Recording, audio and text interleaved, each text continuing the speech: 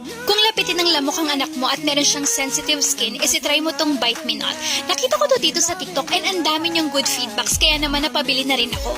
Mga mare, meron siyang citronella essence at talaga namang nakaka-repel ng insect bites. And alam niyo ba mga mare na itong Bite Me Not ay also very safe for mga babies na merong G6PD. Pwede siyang ilagay sa buong katawan at pwede rin siyang ilagay sa face at saka sa neck. May instructions na rin naman siya sa likod, mare, kaya naman hindi ka na mag-iisip at hindi ka na mahihirapan kung paano mo siya i-a-apply sa anak mo. Kung sa amoy lang din naman ang pag-uusapan, talaga namang napakabango nitong Bite Me Not. Amoy Johnson's Baby Powder siya, kaya naman kung sensitive sa amoy ang inyong mga anak, ay hindi kayo mahihirapan na lagyan sila dahil talaga namang napakabango. At sobrang watery ng consistency niya at madali lang siyang ma-absorb ng skin. Hindi ko nga alam kung anong magic meron dito kasi wala talagang kalagkit-lagkit sa katawan. Kaya naman hindi maiirita ang ating mga babies. 250 ml na rin pala to at talaga namang